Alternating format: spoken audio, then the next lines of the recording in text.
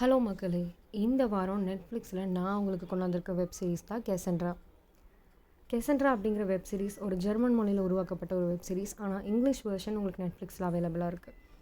என்ன மாதிரியான கதைன்னு பார்த்தீங்கன்னா, எந்திரன் படம் பார்த்து பிடிக்காதவங்க யாருமே இருக்க மாட்டாங்க. ஒரு ரொபோட்டுக்கு ஒரு மனுஷனோட ஃபீலிங்ஸை கொடுத்து என்னென்ன பாடுபடுறோன்னு நம்மளே பார்த்துருப்போம். அதே மாதிரி அந்த காலத்திலே 1970களில் ஒரு புது வீட்டுக்கு குடி போகிற ஒரு ஃபேமிலி இருக்காங்க. அந்த வீடு அப்போவே ஸ்மார்ட் ஹோமாக இருந்துச்சு அப்படின்னா உங்களுக்கு எவ்வளோ சர்ப்ரைசிங்காக இருக்கும். அந்த காலத்தில் மாதிரி பெரிய சிபியூ இருக்காங்க கீழே.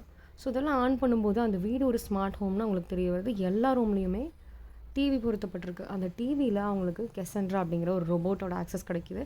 ரோபோட் அப்படின்னா ஒரு இயந்திரமாகவே அந்த வீட்டில் இருக்குது. காய்கறி வெட்டுறதுலேருந்து என்ன ஹெல்ப் கேட்டாலும் பண்ணுற ஒரு ரோபோட்டாக இருக்குது. இத்தனை நல்ல விஷயங்கள் இருக்குன்னா அதுலேருந்து என்ன பிரச்சனைகள் வரப்போகுதுங்கிறதையும் நம்ம எதிர்பார்த்துட்ருக்கணும் இல்லையா? அதே மாதிரி தான் அந்த ரோபோட் யார், அதை யார் உருவாக்கியிருக்காங்க, என்னென்ன பிரச்சனைகள் அதுலேருந்து வருது அந்த ஃபேமிலிக்கு அப்படிங்கிறத பற்றின ஒரு த்ரில்லிங்கான ஒரு வெப் சீரிஸ் தான் கெசன்ட்ரா. 6 எபிசோட் கொண்ட இந்த வெப் சீரிஸ் கொஞ்சம் கூட லேக் இல்லாமல் ஒரு சூப்பர் என்டர்டெய்னிங்கான ஒரு த்ரில்லர் வெப் சீரிஸ் மாதிரி இருக்கும். இதே ஜானரில் இருக்க இன்னொரு படம் தான் மேகன்.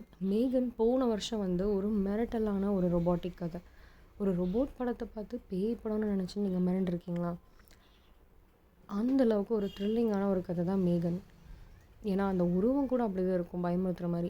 ரொம்ப நாள் அது சஜஷனில் காமிக்கும்போது நான் பேய் படம்னு நினச்சி அதை பார்க்காமே இருந்திருக்கேன். பட் இன்ஃபேக்ட் அந்த படம் வந்து ரொம்பவே இன்ட்ரெஸ்டிங்காக இருந்துச்சு. ஒரு ஆக்சிடெண்ட்டில் அம்மா அப்பா 2 பேரையுமே இழக்கிற ஒரு குழந்தை பார்த்துக்க யாருமே இல்லாமல் தன்னோட சித்தி வீட்டுக்கு போயிருக்காங்க.